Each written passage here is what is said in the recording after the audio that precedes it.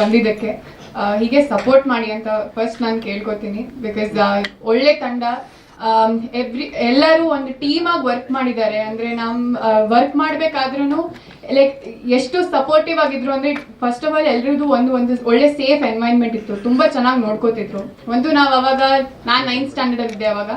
So ತುಂಬಾ ಚೆನ್ನಾಗಿ ನೋಡ್ಕೋತಾ ಇದ್ರು. ಲೇಟ್ ನೈಟ್ ಶೂಟ್ಸ್ ಆದ್ರು, ಲೈಕ್ ಲೇಟ್ ನೈಟ್ ಅಂದ್ರೆ ಆಬ್ವಿಯಸ್ಲಿ ಪೇರೆಂಟ್ಸ್ ಎಲ್ಲ like they'll B worry. So ತುಂಬಾ ಚೆನ್ನಾಗಿ ನೋಡ್ಕೊಂಡಿದ್ದಾರೆ. ತುಂಬಾ ರಿಹರ್ಸಲ್ಸ್ ಮಾಡ್ತಿದ್ದಾರೆ. ಆ 7 minute ಸಾಂಗ್ ಅದೇನಂದ್ರು ನನಗೆ almost 2 months back or a month back ಕಳ್ಸಿದ್ರು. ಯಾವಾಗ್ಲೂ ರಿವೈಸ್ ಲೈಕ್ ನಾನು ಹೇಳ್ತಾನೆ ಇರ್ಬೇಕಾಯ್ತು. ಪ್ರತಿ ಸಲ ಬಂದಾಗ ಕೇಳ್ತಾ ಇದ್ರು ಹಾಡು ಹೇಳು ಅಂತ. ಲೈಕ್ ಅಷ್ಟು ರಿವೈಸ್ ಮಾಡ್ಬೇಕಿತ್ತು ನಾನು. ಅಂಡ್ ಆಲ್ಸೋ ಕೋವಿಡ್ ಬಂದ್ಮೇಲೆ ನಮ್ಗೆ ಆನ್ಲೈನ್ ಸೆಷನ್ಸ್ ಆಗ್ಲಿ ಅಥವಾ ನಾವು ಪ್ರೋಟೋಕಾಲ್ಸ್ ಇಂದಾನೆ ಒಂದು ಸೆಂಟರ್ಗೆ ಹೋಗಿ ನಾವೆಲ್ಲ ರಿಹರ್ಸಲ್ಸ್ ಮಾಡ್ತಾ ಇದ್ವಿ. ಸೊ ಇದು ಟೋಟಲ್ ಟೀಮ್ ಎಫರ್ಟ್ ಸಿನಿಮಾ. ಆಮೇಲೆ ನನ್ನ ಪಾತ್ರದ ಬಗ್ಗೆ ಹೇಳೋದಿದ್ರೆ, ಹೆಸರಿಲ್ಲ ಪಾತ್ರಕ್ಕೆ.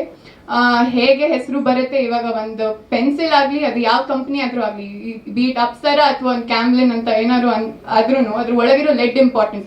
ನೀವ್ ಯಾವ್ದು ಪೆನ್ಸಿಲ್ ಬಳಸ್ತೀರಾ ಅದು ಇಂಪಾರ್ಟೆಂಟ್ ಆಗಲ್ಲ. ಸೊ ಆ ಲೆಡ್ ಇಂಪಾರ್ಟೆಂಟ್ ಅನ್ನೋದನ್ನ ನನ್ನ ಸ್ಟೋರಿಯಲ್ಲಿ ಒಂದು ಟ್ಯಾಲೆಂಟ್ ಇಂಪಾರ್ಟೆಂಟ್. ನೀನ್ ಹೆಸರು ಯಾವ್ದಾದ್ರು ಆಗ್ಲಿ, ಬಟ್ ಟ್ಯಾಲೆಂಟ್ ಇಂದ ನಿಂಗೆ ಒಂದು ಹೆಸರು ಬರಬೇಕು, ಒಂದು ಹೆಸರು ಗಳಿಸ್ಬೇಕು ಅನ್ನೋದನ್ನ ಈ ಕತೆ ಮೂಲಕ ತೋರಿಸ್ಕೊಟ್ಟಿದ್ದಾರೆ. ಈಗ ನಾವೇ ಮಕ್ಕಳಾದ್ರೂ ಒಂದು ಶಾರ್ಪ್ನರ್, ಎರೇಸರ್ ಎಲ್ಲ ಯೂಸ್ ಮಾಡ್ತಾನೆ ಇರ್ತೀವಿ. ಬಟ್ ಈ ತರ ಒಂದು ಆಬ್ಜೆಕ್ಟ್ಸ್ ಇಂದ ಹೇಗೆ ಒಂದು ಇವರೇ ಕತೆ ಸೃಷ್ಟಿಸಿದ್ದಾರೆ. ಸೊ ಯೂಸ್ ಮಾಡೋ ಅಂತ ಒಂದು ಆಬ್ಜೆಕ್ಟ್ಸ್ ಇಂದ.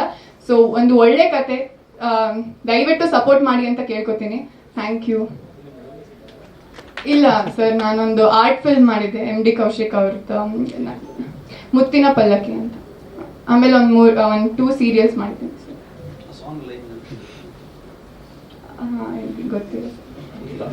ಗೊತ್ತಿದೆ. ನಾನು ಹಾಡಿಲ್ಲ ಸರ್, ನಾನು ಲಿರಿಕ್ಸ್ ಹೇಳ್ಬೋದು. ಅನುಪಮ ಅನನ್ಯ ಬೆರಗಿನ ವಿಸ್ಮಯ ಈ ಜಗವು ಅಂತ ಸ್ಟಾರ್ಟ್.